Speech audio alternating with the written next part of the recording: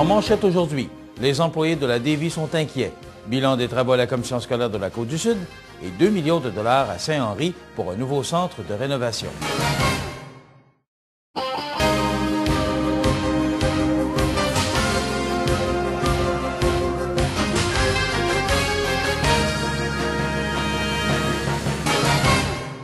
Mesdames et messieurs, bonjour et bienvenue aux actualités Informe-Affaires de ce lundi 25 août.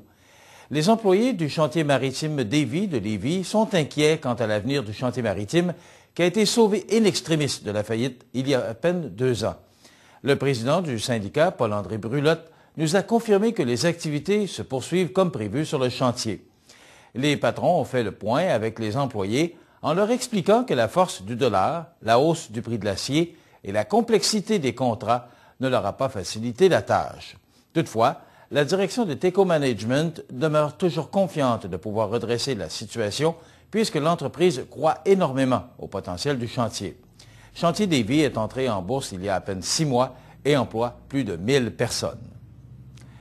À quelques jours de la rentrée scolaire, la commission scolaire de la Côte-du-Sud s'active à compléter les travaux de rénovation dans plusieurs écoles de son territoire.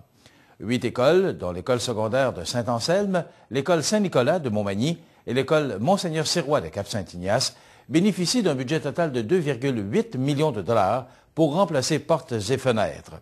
Les travaux pourraient cependant s'étaler au-delà de la rentrée des classes du 27 août en raison de retard dans la livraison des fenêtres.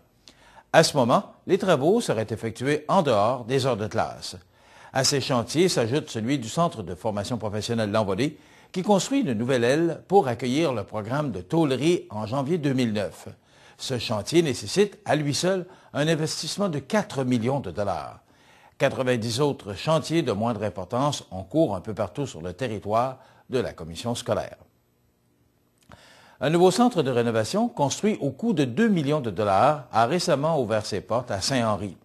Né d'un regroupement de 3 commerces, soit Matériaux Fortier, Décor Embalmois et L'Outilleur agricole, ces entreprises se sont regroupées sous la bannière Rénovation Rona. Le nouvel établissement offrira à la clientèle une surface de 15 000 pieds carrés et plus de 30 000 produits de quincaillerie et de services spécialisés. Une dizaine d'emplois ont été créés. En terminant, ne manquez pas le 20e Carrefour mondial de l'accordéon qui débute ce vendredi. Pour de plus amples informations, vous pouvez composer le 418-248-7927 ou encore visiter le site web accordéonmontmagny.com. Alors voilà ce qui termine nos actualités de ce lundi 25 août. À tous, une bonne journée.